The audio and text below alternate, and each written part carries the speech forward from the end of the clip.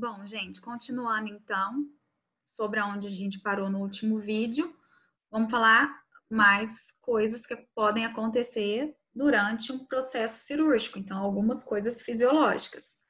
Uma delas, então, é a infecção. O que seria essa infecção?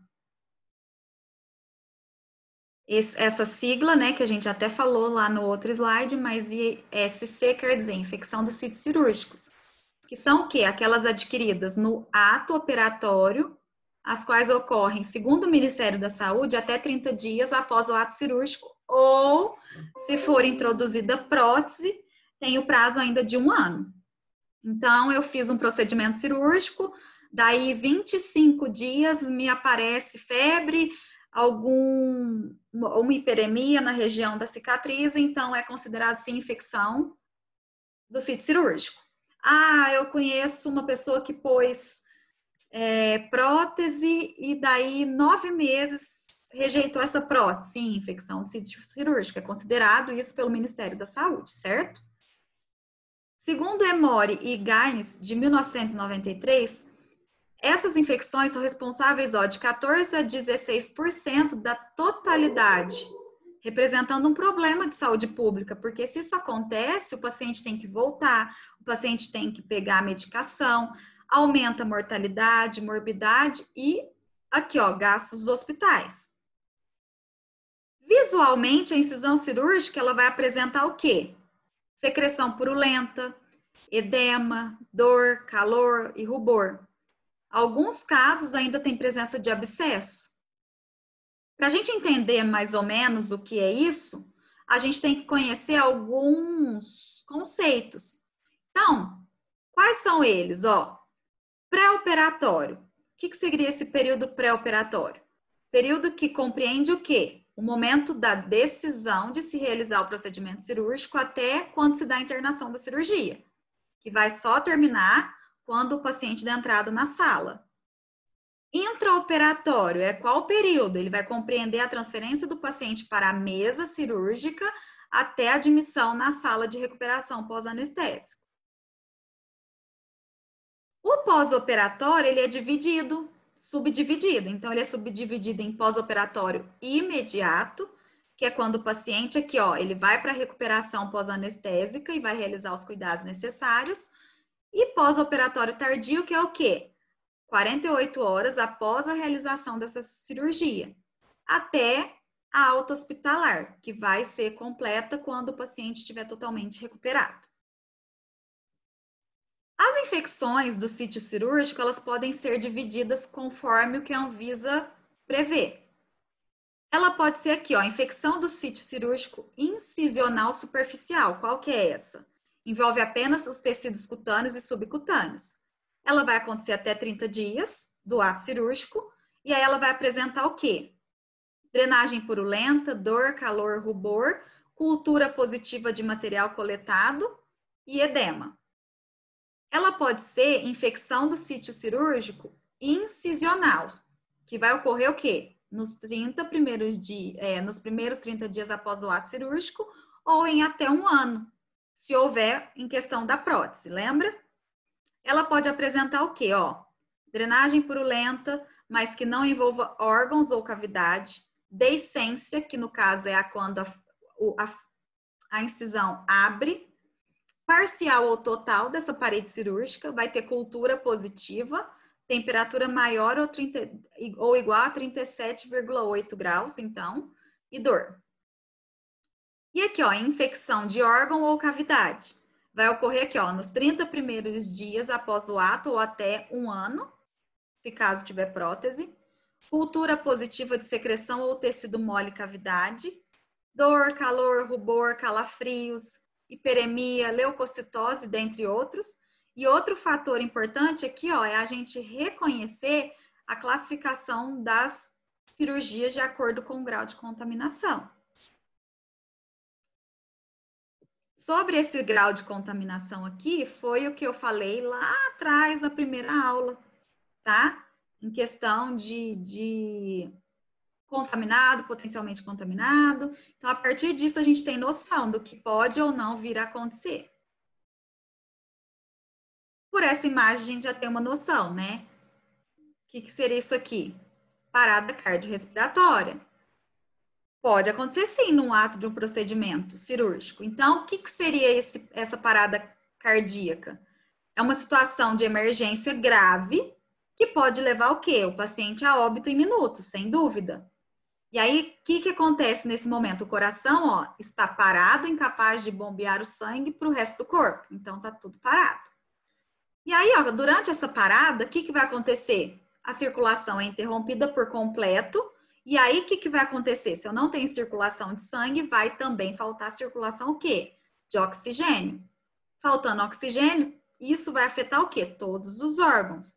Mas o cérebro é o primeiro a ser prejudicado. Isso a gente já tem uma noção. Vai fazer com que o paciente perca a consciência e pare de respirar. Mais de 5 minutos de parada pode gerar danos irreversíveis ao cérebro. Isso a gente sabe também que é uma situação que, se a gente não tiver muita agilidade, a gente acaba perdendo, né, o paciente. Infelizmente, as vítimas, gente, desse quadro, elas apresentam elas não vão poder, às vezes, nem apresentar sintoma, acontece sem dar sinal. Mas, se vier, por algum motivo, apresentar algum sinal, algum deles, para a gente ficar atento, ó. Fortes dores na cabeça, peito, abdômen e costas, dificuldades para respirar e falta de ar, dificuldade para falar, sensação de formigamento no braço esquerdo, palpitações mais fortes, sensação de desmaio. Então, o paciente está deitado, então a gente tem que ficar atento às queixas dele ali no momento, né, da cirurgia. E aqui, ó, pessoas com problemas cardíacos, doenças pulmonares crônicas, tabagismos, diabéticos, obesos, com colesterol altos, triglicerídeos elevados ou com hábitos de vida pouco saudáveis e alimentação inadequada estão mais sujeitos a sofrer uma parada cardíaca. A gente não tem nem o que questionar sobre isso. Principais alterações que vão suspender essa cirurgia. O que eu penso que vai suspender essa cirurgia? Vamos lá, ó. A gente está lá com o paciente, a gente tem que saber como que é, né? Todo esse processo, tudo. E aí o Ministério da Saúde, ele fez um manual de cirurgia segura. E aí aqui, ó, além disso tudo, o programa de cirurgia segura Salvam Vidas tem alertado para o quê? A necessidade de padrões de qualidade nesse serviço. Então, por conta disso, alguns indicadores foram criados para melhorar tudo isso. E aí aqui, ó, a suspensão de cirurgias é um acontecimento insidiosamente comum nessa programação e alguns dos seus motivos vão variar, desde o que, ó, relacionados ao paciente, pode ser relacionado à instituição ou à equipe médica e de enfermagem. Tais como a ausência do paciente, muitas das vezes o paciente não vai. É uma cirurgia eletiva e tem algum problema. Condição clínica desfavorável, então eu colho os exames, está tudo alterado, então é melhor eu nem fazer.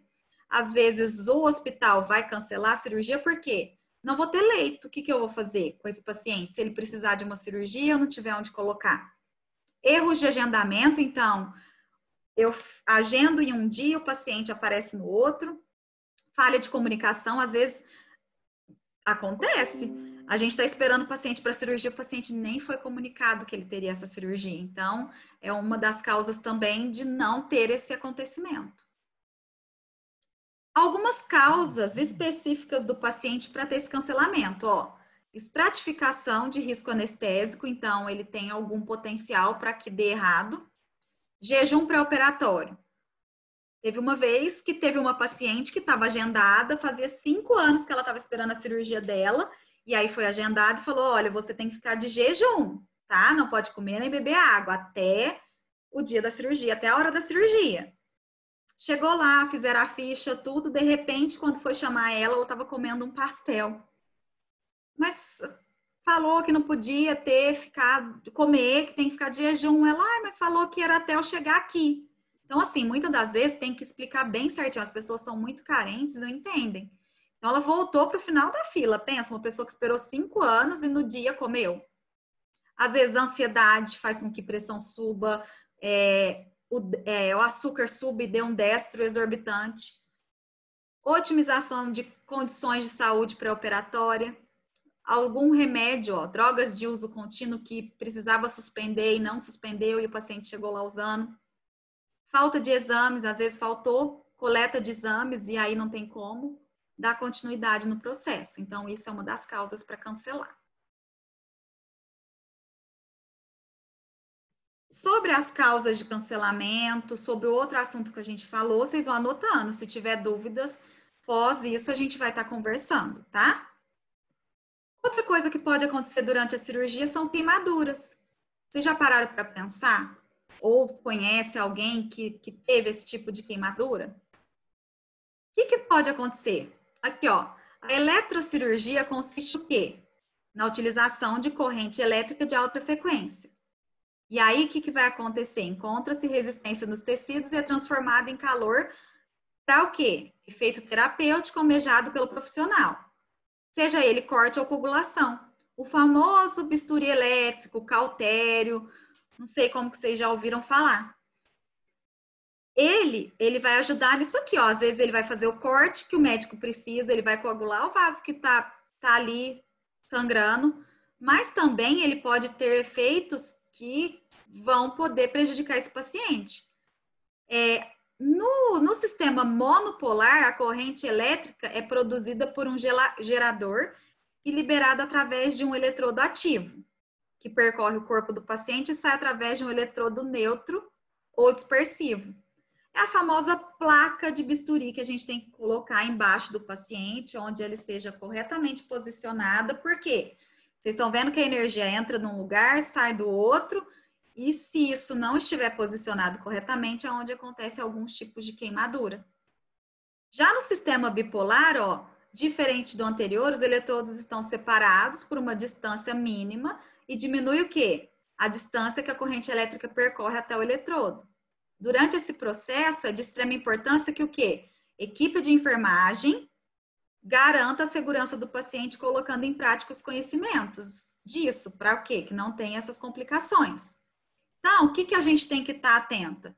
Posicionamento cirúrgico correto, colocação da placa dispersiva e presença ou não de adornos metálicos. Então, por isso que toda vez que vai fazer cirurgia, tem que tirar tudo. Anel, brinco, pulseira, se usa dentadura. Nós estamos tendo agora um grande problema, que a gente tem que... O problema não, a gente tem que observar isso, né? Em épocas de pandemia, nós estamos todos usando máscara, então a gente tem até que ver se a máscara que o paciente está não tem aquele ferrinho aqui, porque dependendo da corrente, pode queimar o paciente. E que se não retirados, aqui, ó, graves acidentes podem acontecer. É raro, gente, ter esse tipo de complicação, mas quando tem, acaba que é um malefício muito grande para o paciente. As queimaduras são aqui, ó, a intercorrência mais comum e essas podem ser divididas em 4 grupos. Ó, queimaduras por contato direto devido ao uso inadequado dos eletrodos, então eu não coloquei corretamente, como a exposição à corrente elétrica por longos períodos sem interrupção. Queimaduras relacionadas à placa dispersiva, então eu não posicionei a placa corretamente, ela ficou fora do lugar e aí faltou essa aderência. Lesão por eletrodos molhados, queimaduras por circuito alternativo da corrente, que é quando o quê? Realiza um percurso no corpo do paciente que aí não tem a placa neutra que vai fazer com que isso não aconteça. E é responsabilidade nossa, principalmente de quem está circulando essa sala, nessa cirurgia. Então, esse posicionamento é do circulante. E aí, aqui, ó, tem que ter o tamanho suficiente para manter uma área, né, dispersa para essa energia e o mais próximo possível do campo operatório, porque os tecidos vascularizados de maior musculatura em pele limpa e seca com auxílio de passas que aumentam o contato com essa superfície. E aí, ó, essas superfícies com cicatrizes e tatuagens, pelos e proeminências ósseas, também é necessário retirar todo o adorno metálico. Então, tem que tomar muito cuidado. Outro cuidado, gente, é o posicionamento desse paciente na mesa. Porque, ó, às vezes a própria mesa tem estrutura metálica que pode causar essa lesão.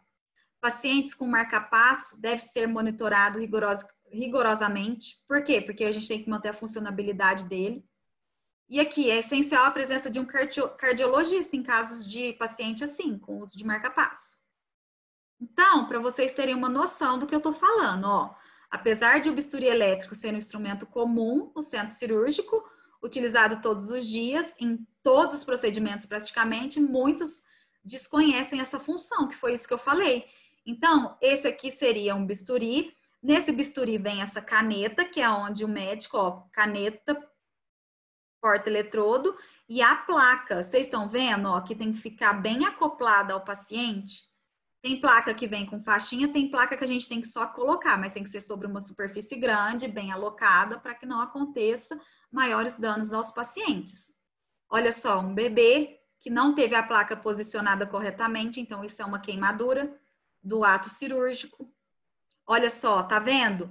Que o colchão às vezes ficou fora do lugar e olha só, a mesa tem essas estruturas metálicas e olha o que aconteceu com o paciente. Muitas das vezes ele está anestesiado, ele não está sentindo nada, mas a hora que sai da cirurgia tem que se analisar isso.